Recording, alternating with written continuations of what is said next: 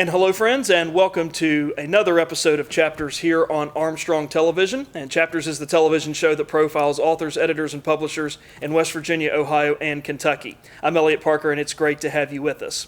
On our show today, we are pleased to have novelist and writer Pam Thompson with us, and she's going to be talking about her debut collection of stories called 10 Saturdays. Not everyone can be nice or pretty. Somebody has to be interesting. We're delighted to have her here with us today. And Pam Thompson, she is a writer. She's also a mother of two, a pastor's wife, and also a back of the bulletin amateur poet. And she holds a Board of Governors degree, and she spends her days rendering the musings of middle school special needs students. So a person who not only is a great writer, but a very talented individual as well. We're delighted to have Pam Thompson with us here today. Pam, good to see you. Thanks for being on Chapters. Thanks for having me. Let me ask you a little bit before we get into your collection of stories, 10 Saturdays. How did you get interested in writing, and how did the writing process start for you? I think I have always written, and I think I always wanted to write a book or a short story or something. I remember writing poems in high school and having them published in those stupid little anthologies where they publish everybody so you won't feel bad about yourself. And I remember having a writing teacher, Mrs. Daniels, who was pretty inspirational. And she encouraged me to write. But she would tell me that I wrote like Emily Dickinson, and she was so sweet. I thought, well, number one, she's lying because she's too nice to tell me the truth. Or number two, Emily Dickinson's about the most depressed person ever, so I didn't really think it was much of a compliment. But I've written just my whole life. I just never really tried to write anything like that until I took a writing class. And that is something I know that is the focus of this class, or the focus of your book, rather, is this class. But I wanted to ask you, too, about your title, 10 Saturdays, and not everyone can be nice or pretty, somebody has to be interesting. Where did the tagline for the book come from about being nice or pretty, but somebody's got to be interesting? Where'd that come from? Well, 10 Saturdays was 10 Saturdays of class. It was a class on Saturday. And I was sitting here imagining that if I was ever doing this with someone, and they said, gosh, you're kind of mean to your co-people in here, your fellow students. You say mean things about them. What would you say? And I would go, well, not everyone can be nice or pretty. Somebody's got to be interesting. And then I went, oh, that's gonna go in the book. Very good. It was just my way of kind of getting out of, I wanted to tell the truth. I didn't want to hurt anybody's feelings, but I wanted to really express what I was feeling at the time. But then I didn't want somebody to read it and go, ooh, she talked about her hair color, and get offended. And I thought, well, if you say everybody's nice and pretty, that's a pretty boring book. But if you tell the truth about somebody, or the way they talk and roll their hands around or do these neat little intricacies that make you you or me, that's interesting to me. Way more interesting than saying, you're so nice and you're so pretty. Absolutely. And there are so many interesting characters in this book, a couple of whom we're going to talk about here in just a little bit. But give us some background on this class. You mentioned it took place on Saturdays over a course of 10 Saturdays or 10 weeks. How did you find out about the class? What was the class's goals and objectives? Was there something you all were expected to do by the time these 10 Saturdays concluded? Sort of set the scene for us in terms of what was this class about and what was going on in this particular class that you took. Well, I wanted to write a story about my dad because he had passed very suddenly. And my mother, when we would talk about it, could not remember anything. She was so traumatized by he just sort of fell over dead one day, and we didn't know anything was wrong with him. And when we would talk about it, she didn't remember. So I wanted to write about my dad. And I wanted to write, I think, a short story, not a book. And so I told her, I said, Mom, they have this writing clinic at Carter Caves twice a year. So if you see that in the paper, would you let me know? Because I want to go take it. Because I knew I had taken notes about things that I didn't want to forget, like the time he died and certain things, decisions that we had to make very quickly. And I knew I wanted to write maybe with some flashbacks, things that he'd done, like the time he told me how to make the proper tuna fish salad sandwich, which didn't make the book, but it'll be in the next one. But I had flashbacks in mind. I had like a timeline, and I had written out how to write the story, which I had never, ever done with anything else ever before. So she calls me a week later and says, there's this writing class, and you need to go take it. I knew nothing. I thought it was technique or character development or I don't know what I thought it was, but I knew that I needed some skills in order to pull off the story. And I was simply writing it for her. And it was a class where you were supposed to write a book. And I went in thinking, okay, well, I'm just going to write The Gospel According to George, which is what I was going to call the book about Dad. And by the end of the 10 weeks, she was sitting there. I had her done. So I didn't intend to write a book. It's sort of a book about a girl who didn't want to write a book, who was resistant to the book, but the book was being written, and you're reading it as I'm writing the book. So you came into this class, and I love the way you described that, because I think there's so much truth to that in this book.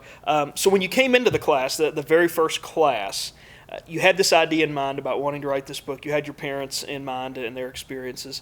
What was that first class like, not only for you, but for the people that you were in the class with? What was the attitude? What was the feeling that you had? What was the general sense of the room when you walked into that first class? Well, I felt like an idiot. They were all way more educated than myself.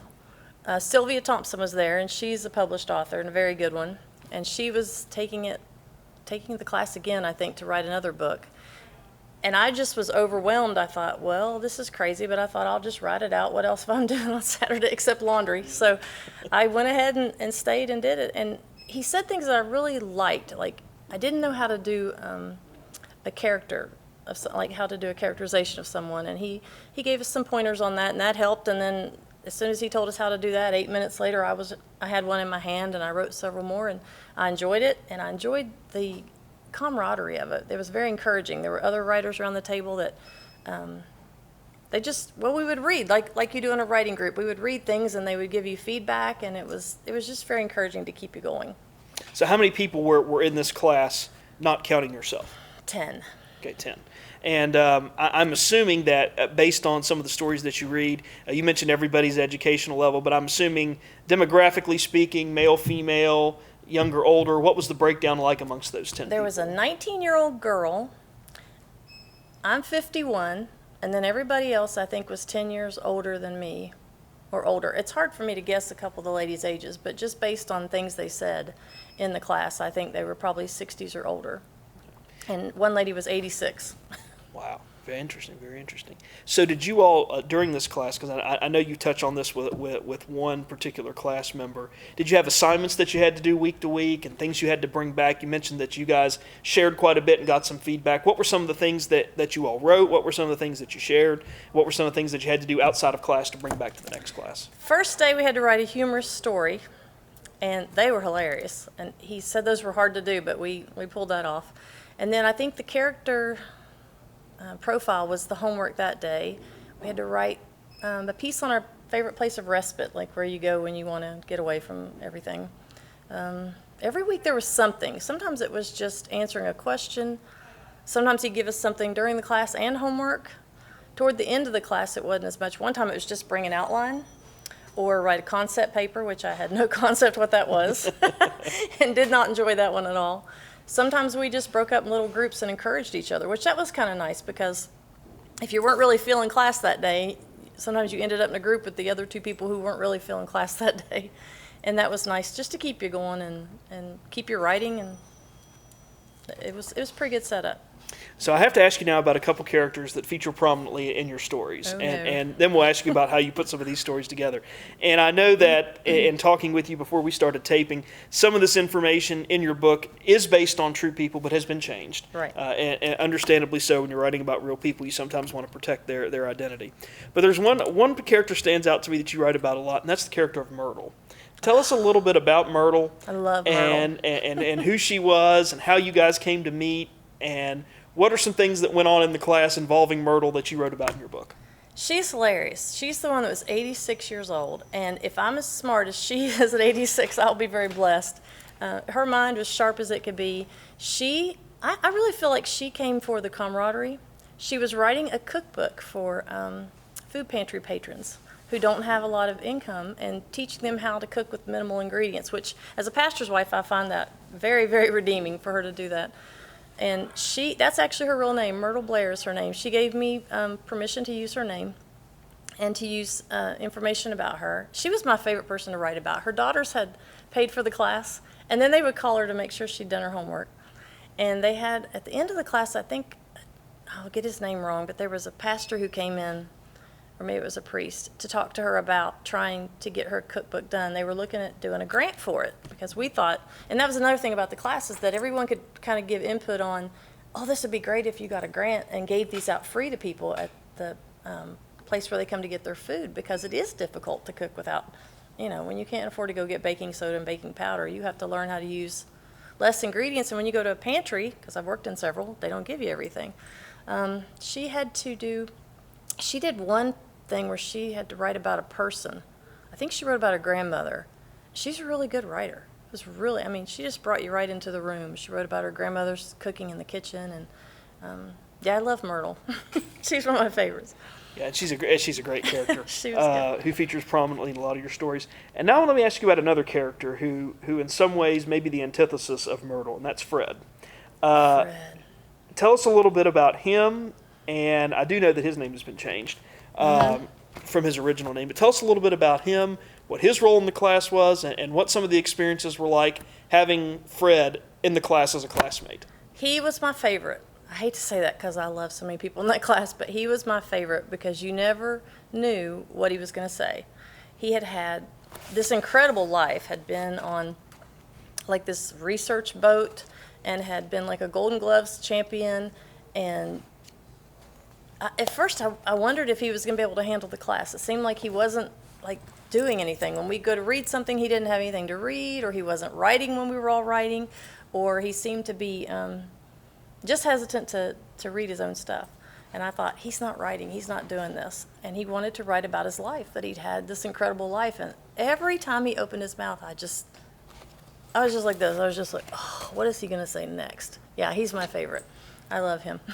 and he's a great character. And I like how we meet them, and I like how you set this up for the reader, because one of the ways that your book is set up is sort of by weeks, week 1, week Right. 2. We meet Fred and Myrtle on week 2, and you write this on February 22nd of 2014. Isn't this interesting? We apparently have grown since last week to the tune of 3 new students. Enter Ernest, Myrtle, and Ben. We haven't talked about Ben yet, but we will. They signed up in the interim, and teacher has graciously given them the missing lessons. Only Ben has actually completed them and thought to bring them to class. I'm astounded that the others did not do the assignments because I could not wait to work on them. It wasn't homework to me. It was fun.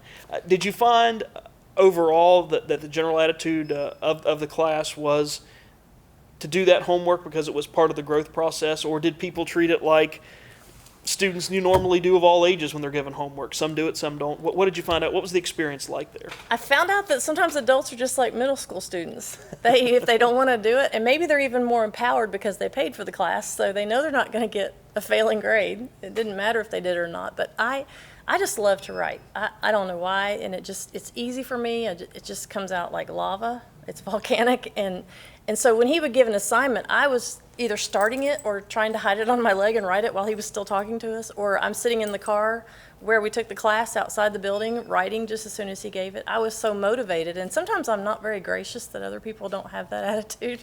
So I kind of busted their chops a little bit after that, thinking, what is wrong with these people? Why are they not doing this? And then it was also, I was a little bit embarrassed because he would call for the homework and there would be 3 pieces out of 10 that were read. But it got better as it went on. That was when we first were there, and maybe they were just a little apprehensive about doing it. That could be it. Okay, very good. Now tell us a little bit about Ben. We meet Ben in week 2 along with Myrtle and Fred.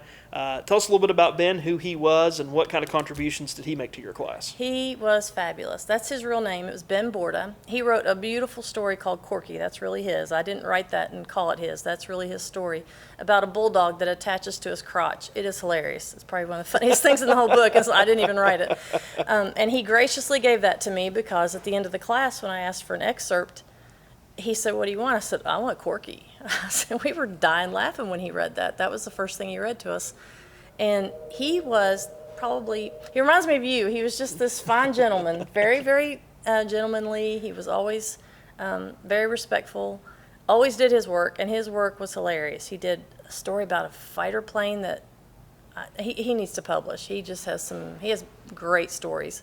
And he wanted to write, I think he was going to write a series of short stories about where he grew up, and then he had a really big, fancy engineer job. Was going to do some kind of I don't even want to guess what it was because I'll forget. It's been too long. But yeah, Ben was a great guy. Very gracious. At what point, Pam, during the class, did you decide, oh my goodness, I think I'm going to write a book of this class? At what point in the class, and what were some of the situations that happened? You mentioned some of your classmates here, but at what point did you say, I'm going to do this, and at what point did you say, these are some of the things I want to make sure I feature in this book? Okay, week 3, Myrtle asked the teacher, how many words do you need for a book? And he said 30,000. And I just wanted to crawl under the table because I was just about done. I had the timeline. I had all this stuff. I had flashbacks of life with Dad, and I had the 3-hour little, I call it the death dance when he died, what we did, the decisions we had to make when he was dying. And I thought, I'm done. And I've got like 10,000 words. And I thought, well, fail, start over. And I will be honest, I was pretty defeated. That weekend was a bad weekend. And I was sitting at home, and I was just kind of doodling, almost like those ghost writers, that get the notebook out and they just start writing and they're not aware of what they're writing. Not that I was doing a ghost thing, but I just started writing, and I looked down, and here were all these notes, and they were even numbered, and I thought, I'm going to write about this class. Because I loved Freddie, and I loved Myrtle, and I loved Ben, and I loved all the stories that were coming out. And I thought, I'm going to write about them. So I thought, 10 Saturdays, 10 chapters, 10 weeks. There we go. It's going to write itself. But as it evolved, other things started to just come out. And like I said, I don't think a lot about writing. It just sort of erupts. And so that's what came out. And it's not as much about them. I think the writing class is more the setting. Mm-hmm. And the characters are more the people that pop up out of the past or pop up out of my present. And then some of the stories that went on around the table. But it's not just the writing class, I don't think. And there's lots of ministry stories in there. I'm hoping that's the big message of the book. So tell us a little bit about some of those ministry stories and some of the themes or some of the motifs that you have in those ministry stories. Well, my husband's a pastor, so we have been in a lot of places. The first church that he had was in Pinch, and it was an old storefront, and our Sunday school room was an old beer cooler that we had converted into a Sunday school room. And it was targeting a trailer park across the road that was just overwhelmed with drug addiction and alcoholism, lots of things that he and I really couldn't minister to because our parents, that just wasn't our experience, and we felt very ill-equipped. And lots of things happened while we were there. So there's a story about a gentleman named Robert who came to church one Sunday with a loaded gun. And then there's another story about, commission things. I went to Haiti once to Gaton, story about Gaton, where we were marching around a building and claiming it for God and trying to get a church erected. And the witch doctors weren't happy about that, so they kind of got in our way. And then there's a story about a little boy, and I thought I was helping him. It turns out I wasn't helping him at all with his mattress. I was trying to help him throw it away, and he was trying to dry it. And let me think. Oh, and then my friend Grover, who was a coal miner who had gone to Russia to adopt one of the orphans in a Belarusian ministry we participated in, and he ended up getting twins. And so I'm hoping it's a book about God, and I'm hoping people that read it think a Christian wrote it. Mm-hmm. That's my big fear, is they'll think, oh my gosh, this girl's a Christian. I don't think so. So if you had to pick a favorite story out of your collection, because all of them are good, and all those experiences that you just talked about are so poignant in this story, or in this collection, what would be your favorite one? If you had to pick one, if you had to say, this is my favorite one, this is my best one, this is the one, if nobody else reads any of the other ones, I want them to read this one. Which one would you choose? Not the one you think. Probably the one that I relate to the most is when I went to the stacks at Marshall and picked up that Time magazine. I was writing a paper, and because I remember exactly what that felt like, how that moment changed me. And it's an image, I don't want to ruin it, but it was an image that I saw in a magazine, and it just changed who I am and who I was. And it's not even a ministry story, but maybe it was a spiritual experience for me, I don't know. But probably that one, where I had to go into the stacks and research a paper. And what about that experience was sort of eye-opening for you when you went to get that magazine? I think I grew up in the time when I heard about Vietnam a lot, but I didn't really take it to heart. And it was an image of Vietnam that kind of affected me that day. And when I picked up that Time magazine and saw that picture, it just changed. From then on, I was like a Vietnam nut. I watched every movie, but I had heard it so much when I was probably like in 5th grade, and we got remember the little bracelets? You're probably too young. They had these little bracelets, and you'd get a POW's name and stuff, but it was just like a bracelet. It wasn't real to me. And at that moment when I saw this image, well, I'll just tell you, it was this destroyed person. It was just a piece of a person on the front of the magazine. That made it all real to me. And I guess because I can remember that so vividly, that had such a big effect on me, that's probably my favorite. Any stories that you wish were in the collection after you finished but didn't make it for one reason or another? There were 2 or 3 others that I tried to work in, but I didn't want to force them in. Mm-hmm. Yeah, my dad told me how to make a tuna salad sandwich one time. We'd had a big blizzard here in Huntington. He was driving my sister and myself to Marshall, and he said, run in and get me something to eat, because he was having to leave. He was a realtor, so he was dressed, his little Hager slacks. He looked good that day. He was showing property. And so I run into the fridge to get something, and Mom had made this tuna salad, and she can really make good tuna salad. So I made this beautiful sandwich, toasted bread, thick tuna salad, thick tomatoes, salted, peppered to perfection, diapered in a paper towel. I was so proud of it, Eliot. And I go out to the car, and I'm sitting there in the passenger seat, and Dad's driving, trying to get us to school, and I hand him this sandwich like this, and he's trying to eat it, takes one bite, big tomato smacks on his leg, and he goes, now, Pamela Marie, let that be a lesson to you. When you're driving, when you're making a sandwich for someone who's driving you to school in a blizzard, you don't put a tomato on it. And I went, oh, okay, Dad. I'll remember that forever. The next time I make a sandwich for someone who's driving me to school in a blizzard, I won't put a tomato on it. So I wanted that one to get in, but I just couldn't find a good place for it. I understand, totally understand. So what are some of the things that you're working on next? This is your debut book and debut collection of stories. So what's coming next from Pam Thompson? Okay, I have 3 going, but there's 2 I'm really working on. One is called The Book of Nouns, People, Places, Things, and it's going to be that story and some others that didn't make it in here that I really wanted to. I just enjoy writing about them. And then another one is called Hypnocrit. It's a psychological thriller, but I'm going to come take your class before I write it. Because I have no idea how to write this, but it's going to be about a hypnotist who gets really famous, curing people's ills, but then he decides he has a little too much power, and he starts to make them do his bidding. Maybe I should write it with you, because you're good at doing those kind of stories. Thank you. That's a very interesting plot. Yeah, very so he starts, but I'm going to have to use a pseudonym because the church is not going to like it when I write that one. Maybe some scenes and language that they're not comfortable with. There's not going to be a nice way to tell that story, but I've had that idea for several years. It just is coming. I may never publish it, but it's coming out. It's showing up on the typewriter. So. Very good. Excellent. And Pam, I want to ask you too, for someone who has thought about taking a writing class, or maybe is in your position starting out as a writer, and they've had an opportunity to take a class, if it's a 10 Saturdays kind of course, if it's an online course, if it's through a college or university or somewhere else, any suggestions or advice you would give that person who maybe is on the fence thinking about, well, I don't really know if I should take this class, or I don't know if this writing class is going to help me develop my skills or learn more about writing? Anything you would suggest to them, or any advice you would give them about taking a class like this? I think you should take any class. But I love school, so that's easy for me to say. But I think you should take anything. Even if you think it's not worthy, you're going to be given assignments. It's going to be good practice. There were things that I learned there that I wouldn't have learned, like the character profile, other things that, concept letter. I didn't know you had to have a concept letter. And it's helped me because I'm having to write query letters now. And guess what today? I got another rejection letter from Scholastic. Oh! And I did frame them and put them on the wall. I thought, how fitting that you're going to interview me today, and I got a rejection letter on my picture book from Scholastic. But it's a very nice one. But I just think any experience like that, anytime you can take a class. Like I said, I want to write that one book, but I know that I'm ill-equipped to do it. So I'm going to look for a good, I guess a creative writing class to take. Okay, very excellent, very good.